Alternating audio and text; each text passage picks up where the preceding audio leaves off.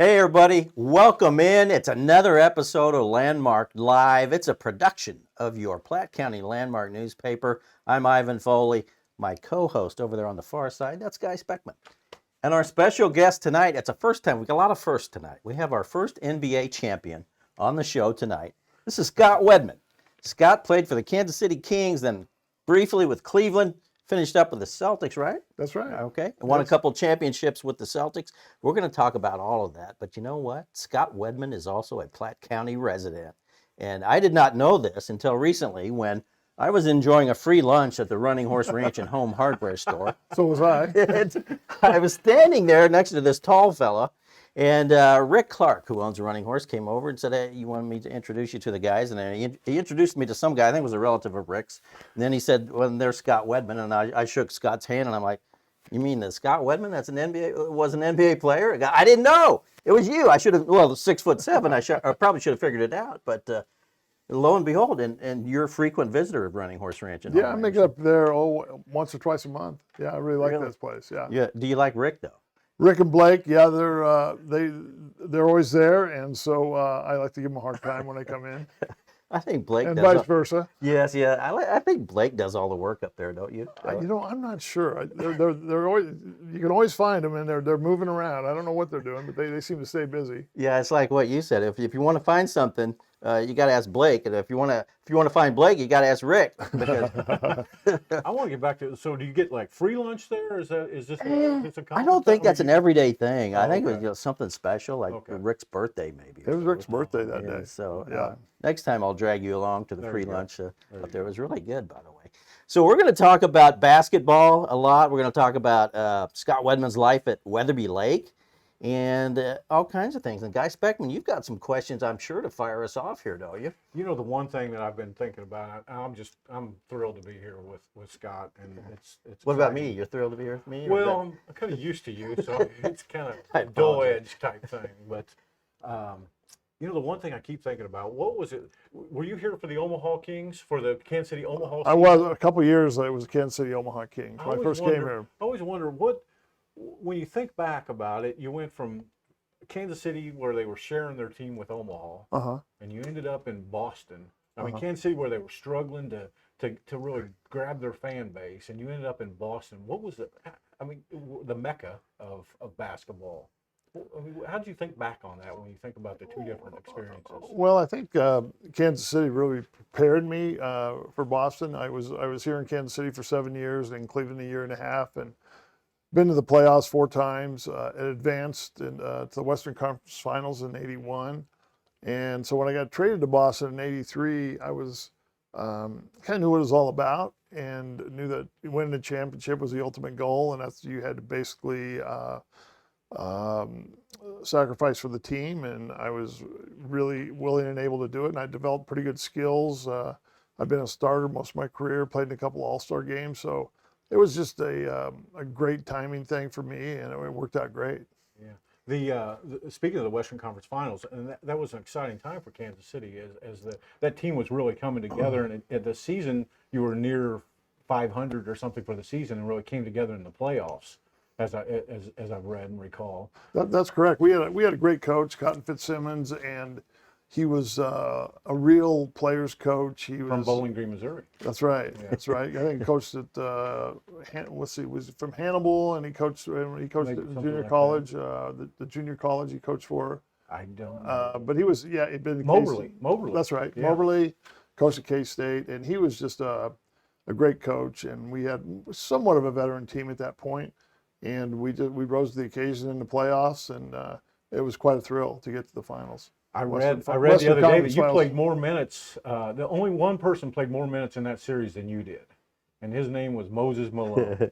Oh, in the last series? In the Houston series. Oh, I didn't know that. You've been doing your research. I did not know that. But I did play a lot. Yeah, you played a lot. You played a lot of minutes. If not for Moses Malone, you guys would have won that series. I'm quite sure, right? He was a very dominant player back in those days. You know, he was, and also they had a guy on there I thought was a great little player. It was Calvin Murphy. Right. He was a little 5'9" guard that could really play. Really good offensive player.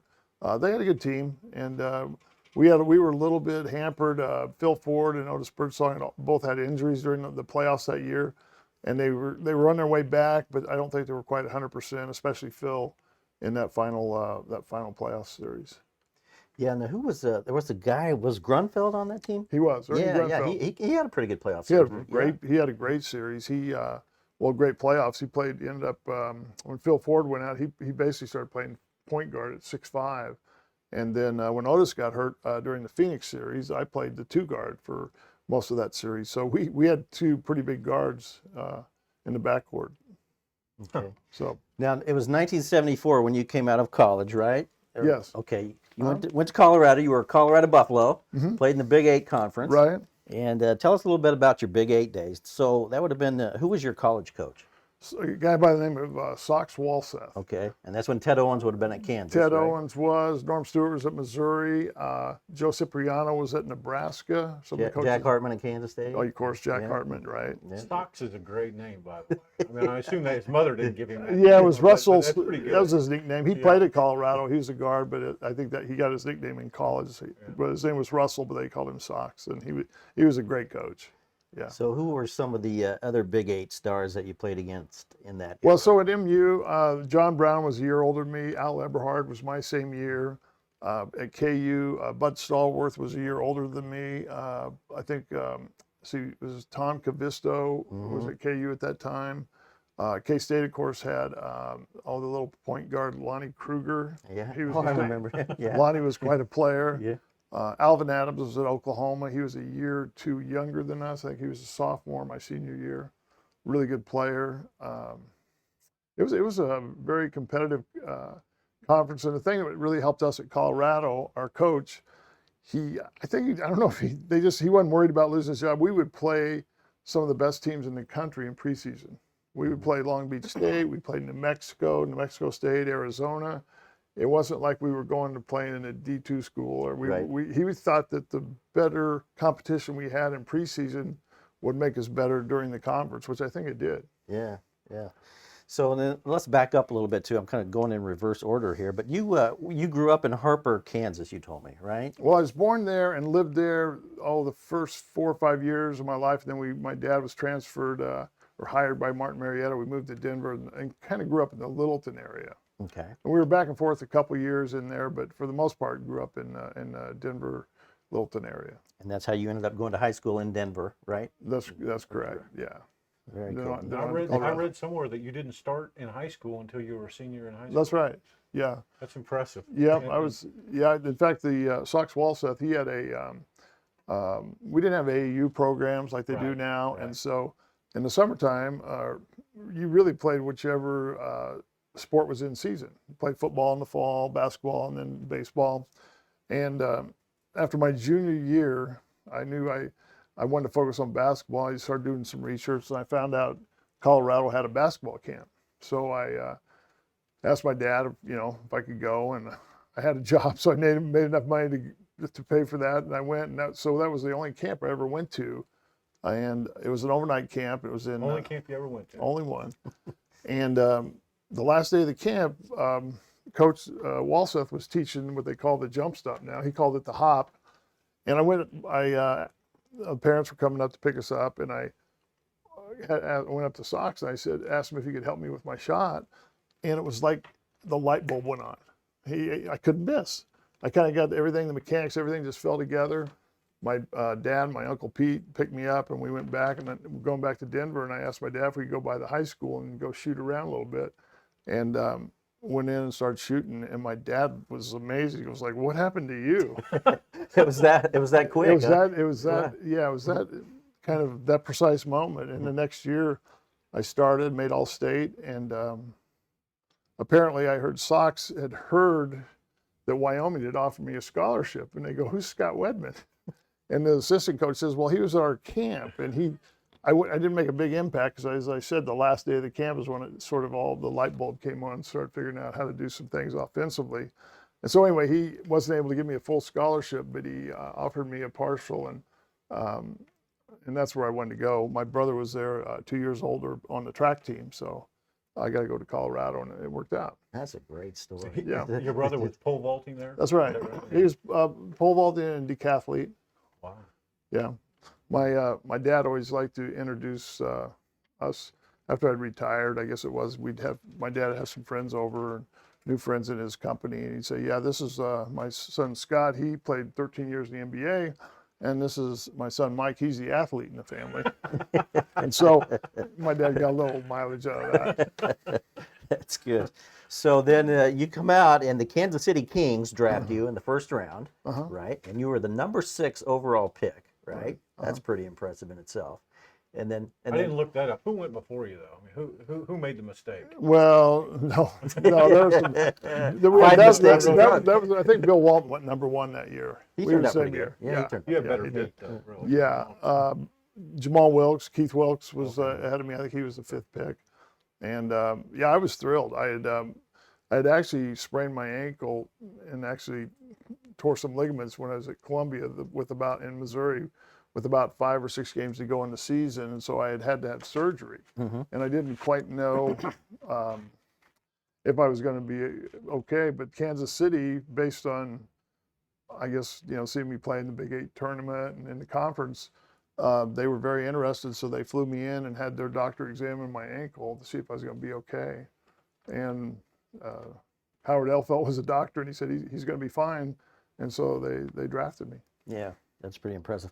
So you went from a guy who didn't have all that much confidence as a senior in high school to a guy who's the 6th overall pick in the NBA draft. That's quite impressive. Did you spend your childhood like shooting around in the driveway a lot at home, the Wedman boys? Yeah, I mean, it was kind of the same thing. It was probably basketball more so than anything, because you could do that on your own. If you're football or baseball, you had to have a team kind of to play on. But basketball just seemed to be something I gravitated towards. I just really enjoyed it, and always tried to keep getting better. Even when I was in the NBA, I always felt like, I made the All-Star team, and I kind of felt like it was a work in progress until I retired. I was always trying to improve, and even when I went to Boston, I didn't make the All-Star team, of course. I was playing behind Bird and McHale and those guys, but I always enjoyed challenging myself to get better, and I really enjoyed my career. I had no regrets. I would have liked to play longer, but I had a little Achilles tendon injury that it kind of prevented me from being 100%. Do some of your Boston teams have reunion type things every now and then? We did early, right after we retired. Red Auerbach was still alive, and he was sort of the lifeblood of the team. We had 2 or 3 events. When he passed away, things seemed to kind of change. Different regimes came in, and a lot of the guys are in different. There's everybody's kind of gone different directions. We stay in touch a little bit here and there, but we haven't had any reunions of late. Yeah. Awesome. Hey, stick with us, folks, because soon we've got a highlight reel. It's a YouTube video that you may have seen. I've watched it several times, just kind of prepping for the show. I think it was 1985. Scott Wedman comes off the bench in a playoff game for the Celtics, and I believe he hits 11 out of 11 shots, if I remember right. So we're gonna play that clip in a little bit. You want to stick around for that, to watch that. I'm sure you remember that day, Scott, right? I do. It's now known as the Memorial Day Massacre, right? Because the game was on Memorial Day. Yeah, that's right. It was a memorable day for the team, and it was against the Lakers, which is our nemesis in the playoffs. It was the team we were always trying to beat, and so that was the first game of the series. And not only myself, a lot of other players had good games. And the next game we fell flat, but and we ended up losing the series. But we thought we got off to a great start. We just weren't able to sustain it. Pretty cool. Yeah. When's the last time you had 11 of 11? I want to brag on myself, because I was going to bring this up. You got a Nerf goal Scott, somewhere? I got a story for you. One time in the mid-90s, early to mid-90s, my daughter was prepping for a free throw shooting contest. And I said, hey, let's go down to the high school gym. So we went down to the high school gym. And I could shoot. I couldn't do anything else. I couldn't handle worth a darn. I couldn't handle the ball, but I was a pretty good shooter. I stepped up the free throw line. I hit 23 out of 25 free throws. I'm not even kidding. Right? My wife and my daughter witnessed it. Now I wish they would, swear to it or so. But is that pretty good? Well, it depends on, was it underhand or overhand? I didn't shoot Rick Barry style, man. I was shooting Okay. Scott Wedman style. That's pretty good. I was like, I want to be Scott Wedman. So yeah, 23 out of 25. I was pretty impressed with myself. That's pretty good. Now, Guy, give us your best basketball story. No good basketball story. You were more of a 10 points, I think, in DeKalb once on a JV game. So I'm, I don't know, That's pretty there's good. probably That's double black or figures, man. something around there about that. Well, So I was kind of different when like a lot of guys will try to do that, see how many they can make in a row. yeah. And whenever I would shoot around, I never really kept statistics. I would just go shoot and just feel the shots, make it feel good. If it felt good and it went in, I knew that was a good rhythm. So Right. I'd go somewhere, wherever the ball came out, I'd go shoot from there. Uh-huh. And I had just a different way of practicing like that. And I recall one time I was in the garden, everybody left, or most of the players were gone. It was after practice, and we didn't always practice at the garden, a lot of times at a small college. But anyway, I started shooting, and I realized after about 20 minutes, I hadn't missed. And I think that was what I enjoyed doing more than like seeing how many I could make in a row. Right. You don't get a chat with a bunch of guys that say, I was shooting some ball at the garden. And Right. I usually Right. don't shoot there, but I was shooting at the garden. Did you have a favorite spot on the floor? Because I would always find a favorite spot, and then when you're playing a pickup game, you just line up in that spot and wait. Boom! It just felt good. My first year in Kansas City, the year before, Tiny Archibald, who I'm sure you've heard of, sure. he led the league in scoring and assists at 6'1".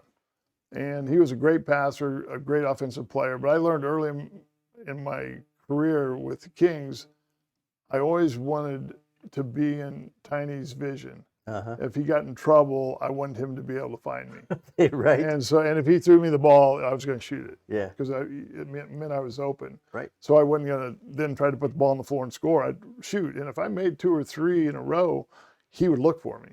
Oh, I mean, the rest of the game. Yeah. If I missed 2 or 3, I wouldn't shoot You so forgot much. who you were. I got to feed the hot hand. man. But anyway, a lot of those shots were from the baseline. So the Baseline. baseline was sort of my go-to spot. I think, and I'm gonna Techman Schneider. Whenever you have that video ready, we'll just shoot me a signal. We'll watch that because I want to talk about that. You ready to roll with that? Okay. Techman tells us he's got the Memorial Day Massacre video ready to roll. So let's check this out. Scott Wedman has come in, the first man off the bench for the Celtics, and Wedman, Bird's backup and a good long and medium range shooter. Bird remains in the game. That's a significant substitution. Wedman.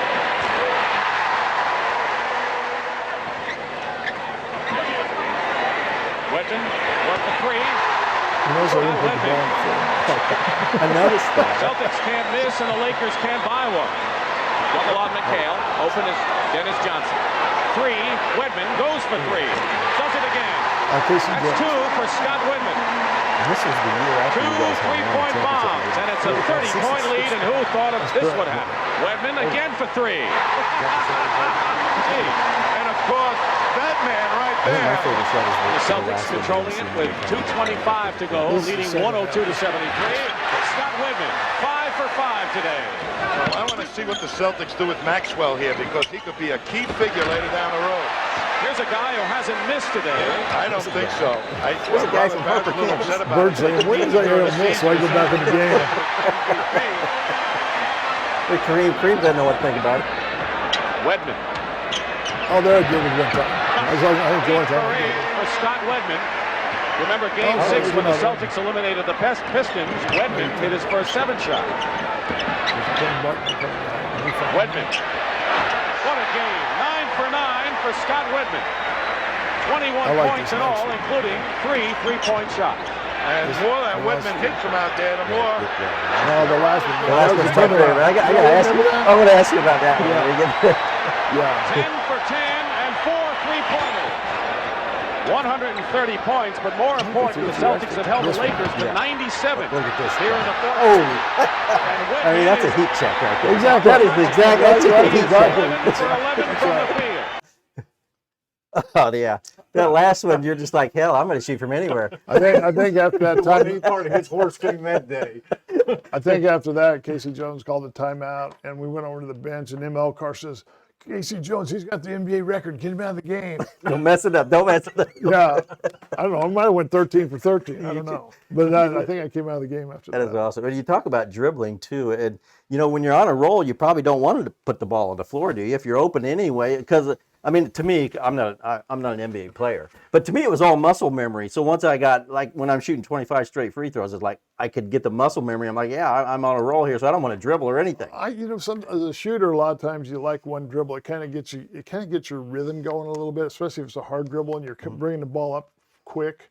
It makes it feel pretty good. And I also, a lot of times as a shooter, you like somebody running at you. because you know that if you don't get it off quick, you're going to get a block. So those two things sort of speed up your rhythm. And as a shooter, the quicker your rhythm, it just seems like everything flows better. Yeah. If you got a whole bunch of time or whatever, You have to think about it. yeah, it just seems like it works better the other way. That's good stuff. I think that's my favorite NBA clip to watch. So do you still watch a lot of NBA these days? I really I watched quite a bit of the playoffs, and my favorite team, don't mean nothing to the Celtics or anything. I mean, no bad blood or anything, but I really enjoy watching Golden State and Steph Curry. Yeah. I think he's revolutionized the game. Changed shooting, hasn't he? Changed the game. I mean, in a lot of ways, he reminds me of Patrick Mahomes, the way he sort of changed the game in football. And they both seem to have similar demeanor, real relaxed on the court, teammates, really good team players at the same time. They are really talented, and I think they both have really just changed the game. Change their sport. I read somewhere that you lifted a lot. That you lifted weights a lot compared to the other guys. Is what?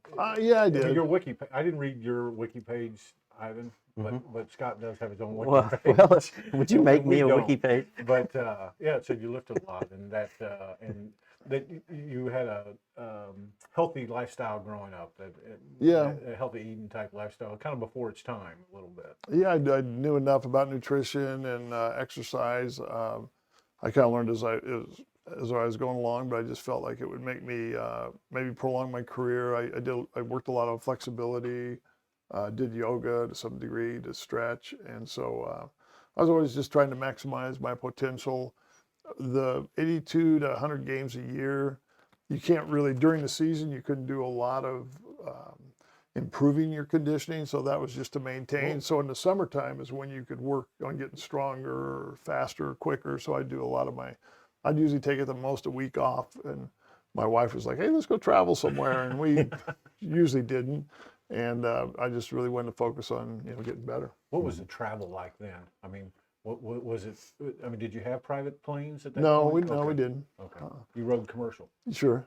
Yeah, I mean, we didn't know any better. It was better than taking a train or a bus. Yeah. Hey, and when you were the Kansas City Omaha Kings, how was the travel Well, from Kansas City to Omaha? we did bus up there. You'd bus. You Most took a of bus. the time, I yeah. wondered. Yeah. We ended up, you mentioned that earlier. So Omaha, we maybe played 6 to 8 games a year. Okay. And so this is kind of unusual. You may not know this. So when I got to Boston, they played 3 or 4 games. Where the heck did we play those?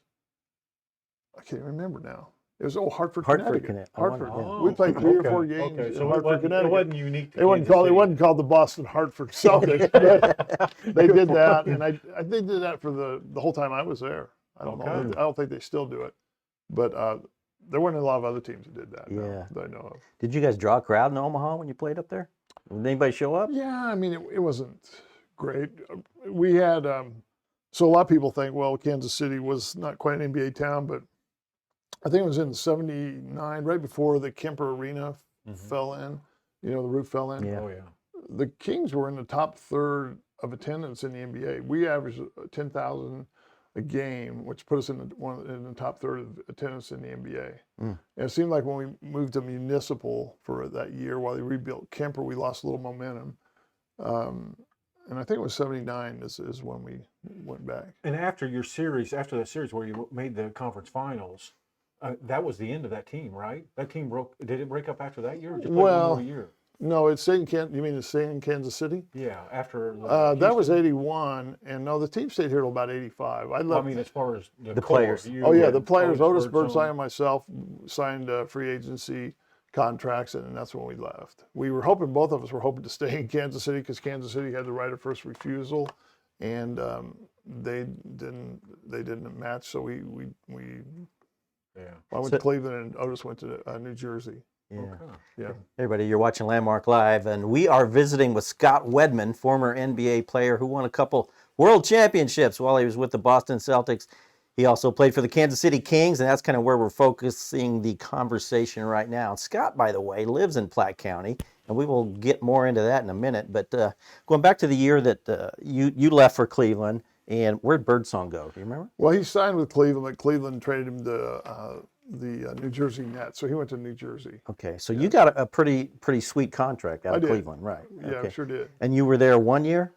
Year and a half. Year and a half. Year and a And then you go to Boston, and then I've heard this story. We're going to verify it. Now, your first year in Cleveland, you were making more money than Larry Bird. Is that true? Well, my first year in Boston. I mean, first year in Boston. Yeah, that's true. Yes. Yeah. You were making. So and Larry- how did Bird like that?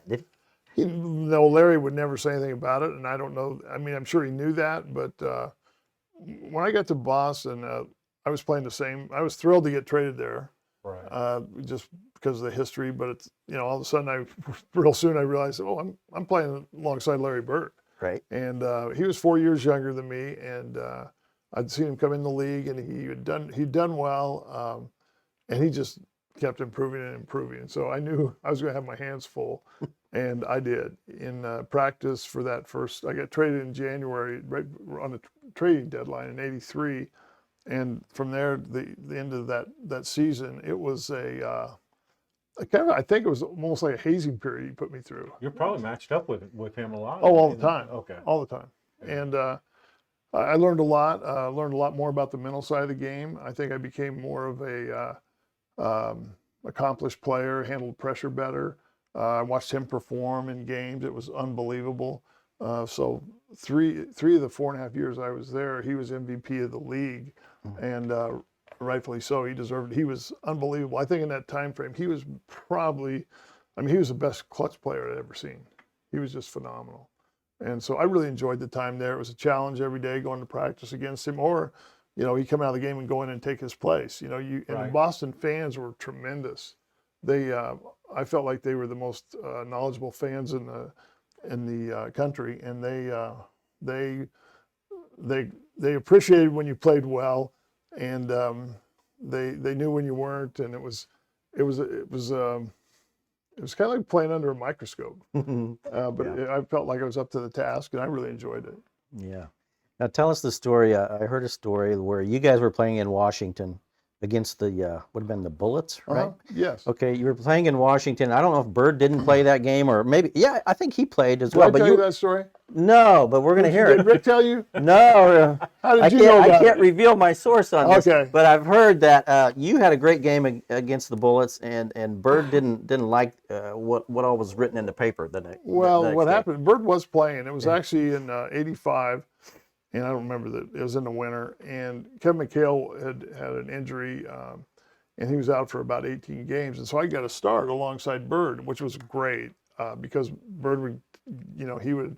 A lot of the attention would be on him, and so a lot of times would be open. And I averaged quite a few points, 18, 20 a game. We won 16 out of 17 games. This one particular game you're referring to, we beat the Bullets, and I was the leading scorer on the team. I had 24 points. And after didn't say anything after the game.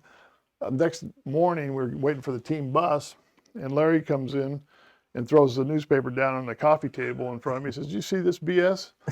And I picked up the paper, and it had a picture of myself, and it said, "Wedman leads Celtics past Bullets." And Larry said, "This will never happen again. This is my team." That's my team. Yeah. I didn't know. Oh, yeah.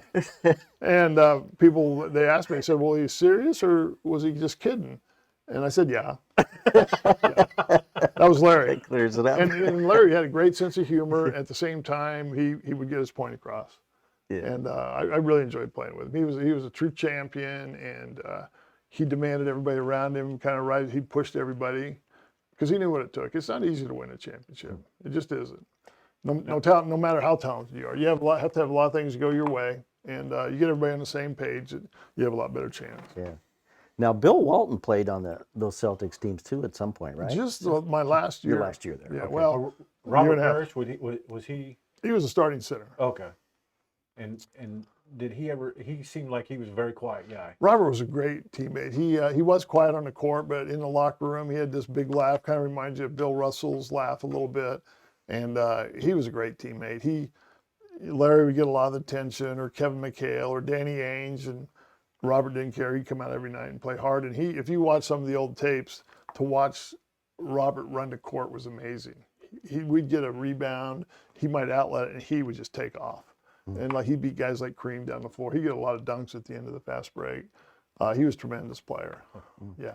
Now, was Walton kind of crazy back in those days? How was he as a teammate? Oh, Bill was great. Yeah, when he came to Boston in '86, we'd lost in '85 to the Lakers, and Bill had been troubled by injuries almost his entire career. He'd won the championship, and I think it was in '77 with Portland. But he's a great player, knew the game really well. And when he arrived, he was like a kid in a candy store. He was playing with Larry Bird against Parrish and McHale and everybody. We had a really fun team. Everybody, especially the starters, they were always kidding with each other, and they would, making jokes about each other. And Bill became the butt of all their jokes. And Bill loved it. He embraced it. He thought it was great. And he came off the bench that year, and him and I and Jerry Seasting, we were kind of the three main guys coming off the bench, and we had great practices. A lot of times we were called the green team, the second team, and we would beat them in scrimmages. And we were such a veteran team. Our practice consisted of we were going to scrimmage. It was a big decision whether we were going to play half court or full court. That was about it. We didn't do drills that much or anything. Right. And so it was a great year. It was a great year. Do you like to watch Walton now when he announces college basketball games? I've grown to appreciate him. I enjoy it. I think he's improved a lot. He's kind of got his own stick a little bit. Yeah. And he's very colorful, and he'll bring things to your attention you didn't even know about. Yes. And he'll kind of go off on a tangent, but he knows the game, and I think to him it is a game. Yeah. He really appreciates competition though, and he really understands what it takes to win. That was so apparent playing with him. He had a focus that you didn't see very often. Yeah. Yeah, he was great. But I think he does fine. I like his shtick on those. Yeah. It's usually a late night West Coast game, and Right. it's just like everybody's relaxed, and he has fun with it. Keeps Doesn't everybody awake. Yeah. Yeah. Yeah. So, and Guy touched on this earlier, the travel. I mean, you hear all kinds of stories about the NBA players of today getting wild on the road and stuff. Was there much wild behavior on the road in the NBA back in your time? Oh, I don't know about that. The guys going to the strip club and making it rain. Oh, I don't know. So I don't know how guys do that. You're playing 4 games a week, and you're traveling a couple days a week. And if you really want to be ready for a game, which that was my main thing, you do everything. You get your sleep, you eat right, and there obviously can be distractions, but I don't think you last very long if you do that. Yeah. Yeah. Now, we did a little research. Guy brought this to my attention. You told a story one time of running a marathon in Boston with Bird. Can you tell us that story? Well, we got to back off on that a little bit. It was a 10K. It was not a marathon. 10K. It was not a 10K. marathon. No. Okay. So I had this ritual. If Bird was going and I didn't get to play much, the next day at practice, I'd get to practice early, especially if we were at home. And I would run for about a half hour around the court for about 15 minutes one way, 15 minutes the other way, just to get a workout. Because if you're sitting on the bench for 40 minutes of a 48-minute game, you don't get much of a workout. So I always wanted to stay in shape, be ready to go if I was going to be called on to play a lot. So I used to do that, and Larry would always go, "What are you doing?" I mean, I'd tell him, I say, "I'm just trying to stay in shape in case you get hurt. I'm going to be ready to go." And so one day, I come into practice, it was in the spring, and Larry's running around the court. And he played 40 minutes the night before, and I said, "What are you doing?" And he's like, "Oh, I just need to get in better shape." And so this goes on for about 2 weeks. And then he comes up to me, he goes, "A friend of mine is having a fundraiser in a couple weeks. It's a 10K. I'd like to run it. Do you want to run with me?" And I said, "Yeah, I guess we could. Let's talk to coach." And so it was on a weekend, and we had, I think, 3 days off, which was a little unusual. And we had a trainer. Well, actually, she led us in stretching. Her name was Louise Bolin, and she was a marathon runner. And we talked to Casey. He says, "You guys can run, but I don't want anybody's pulling a hamstring, and I want Louise to pace you guys. And so you guys were going to run with Louise at her pace." And he talked to Louise and told her, "Don't let these guys go crazy," or whatever. So we show up. It's a beautiful Saturday morning, and we show up, and there's probably 2,500 people in the race. And so we start off, and we're running, and we're just staying right with Louise, and all these guys are running by us, They're going, hey, there's Larry Bird. There's Scott Wedman. I'm passing Larry Bird. And this goes on for about 5 miles till we come in the last mile. And Larry, all of a sudden, he comes in, he goes, nobody's passing me anymore. And so we took off. We never saw Louise after that. And I'm sure we ran that last mile under 5 minutes. Easy. And Larry was sprinting the whole way.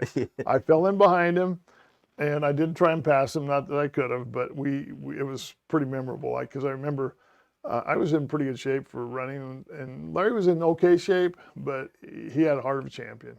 Yeah. He took off, and nobody passed us. And nobody pulled a hamstring. We were fine. That's pretty amazing. So tell us how you became a Platte County resident and why you've decided to stay there all these years. Well, when I've been here 2 years in Kansas City. I had lived out in Whispering Oaks Apartments out north, and then I moved to a little bungalow down by the plaza my second year. And my wife and I had met in college, and we tried to do a long distance relationship for a couple of years. She was in California, and she was in That was prior to FaceTime as well. that's right, and cell phones. And so she was an ultrasound technician for an ultrasound company, and they were just coming out with ultrasound. So anyway, that summer after the second year, we decided to get married, and so we eloped and got married to kind of simplify things. And we came back to Kansas City, lived another year down at the plaza. And being from California, she really missed the water. And she said she'd like to see if there's a place around here. It might be she knew there was a lot of lakes, and she wanted to research lakes and see if we could maybe find a house. And so I was playing, it was in the fall, I think, and she went around. At the end of that year, she decided she really liked Weatherby Lake.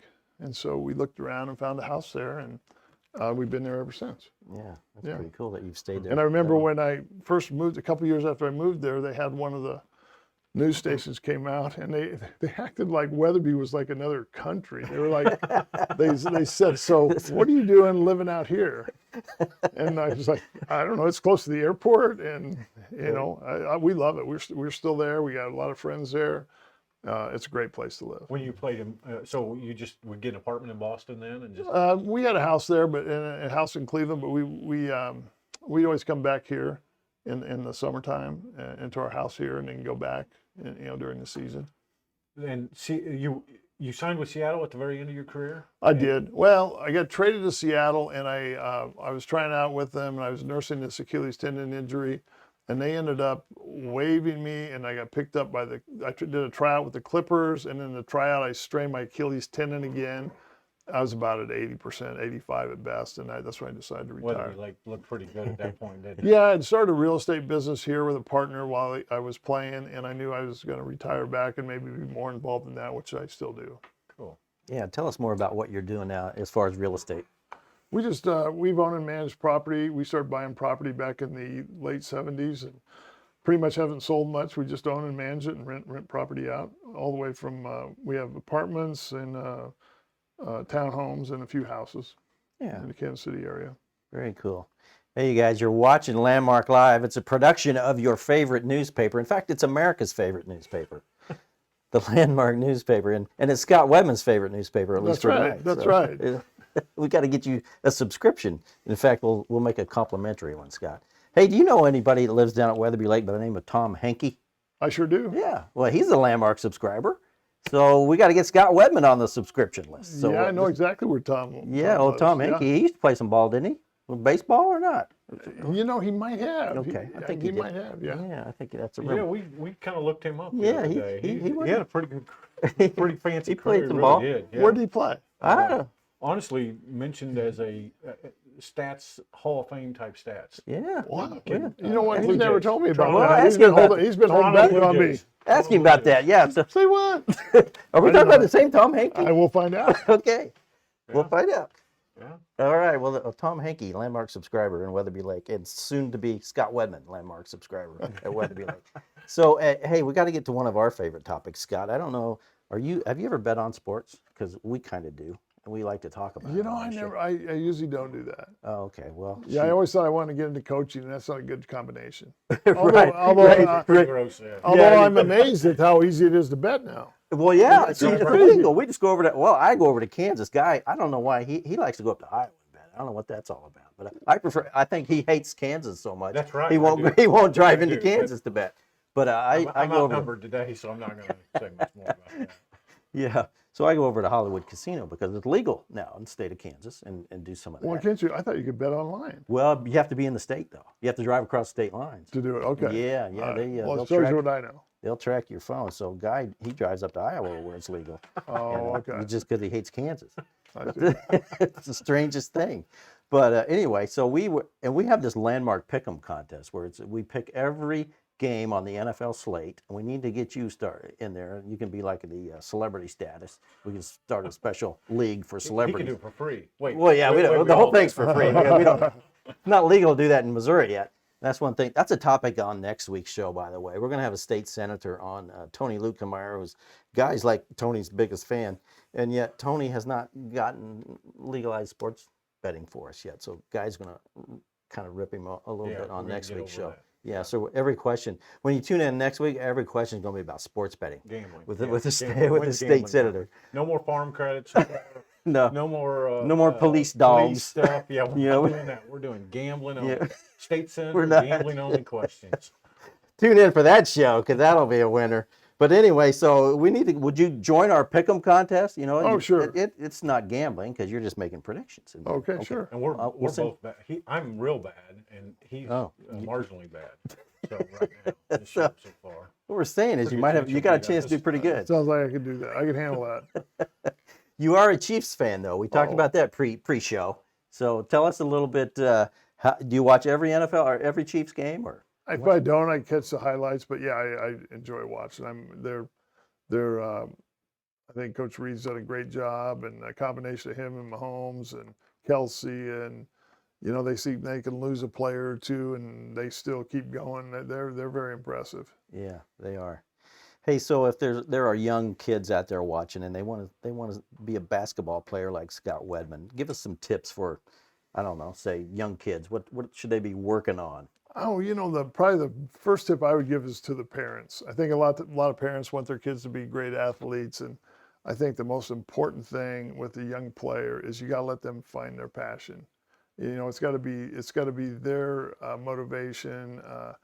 Certainly, parents can support them every way they can, but it doesn't matter if it's basketball or football or baseball or art or whatever it is. It's got to be their passion. And back when we were kids, we didn't have a lot of other options. It didn't seem like there's so many options young people have these days that I think you kind of certainly have to try and support them, but it's got to be their passion. And if it's their passion, they're going to find a way to get better, whether it's playing AAU or working on their own. At some point in basketball, you have to become a gym rat. You have to be in the gym, just working on your own and work on improving. And I love basketball in the sense that you can go into a gym and by yourself and you get immediate feedback on how you're doing. If you make 23 out of 25 free Thank throws, you. you know you're doing Yeah, thanks for remembering. That's right. Yeah, the highlights of my athletic life, and nobody saw it except my wife and daughter. Yeah, so that it's a fun game. Yeah. It's a great game. Yeah. And What did you play? What you did track and field probably, like your brother. a little bit, more Did you baseball. play football too? Yeah, I did up until high school. After my sophomore year, I just played basketball. Up until then, I was playing all sports. What position in baseball did you play? I like to pitch. Okay. Yeah, I did like to pitch. I played outfield and pitch. And which one of your parents was a real good athlete? One of them? Both of them? Well, my dad, he said he would have been a lot better athlete, but growing up in rural Kansas, he was working too much to really have time for sports. Yeah. And I'm sure he would have been. I think he was a good football player. He used to tell me he used to run with his high knees, and so nobody could tackle him. Nice. Did So- he grew up in the Harper area then? He did, Yeah. yes. Yeah, both my mom and dad were from that area. Very cool. What are some of the other little towns around Harper? Because I'm familiar with a lot of those little Well, Kansas we're towns. southwest of Wichita, so it's Danville's an even smaller town. Harper and then Anthony. Medicine Lodge is on Medicine further Lodge, to the used west. to hear about- Kingman's not too far. Mhm. Yeah, it's Harper's a town of about 1,500 people. Yeah. Did Yeah. you ever hear of Maxville or Spearville or gosh, what is? I I have- know you've heard of Great Bend, but Sure. those Maxville's not too far from Great Bend, which is where Okay. my dad grew up there. Yeah. Played high school football. Yeah, but, familiar with Great so Bend. yeah, that was the area I traveled to a lot as a kid, but never went to Harper, by the way. But Had you heard of it? no, not until I talked to you. Well, in Wellington, you've heard of Wellington. Yeah. Yeah. So Wellington is on 160, and Harper's just probably 30 miles to the west of Wellington. Yeah. Yeah. Very cool. But yeah, it's we got a lot of family there and relatives, so it's always nice to go back. Yeah. Very Yeah. cool.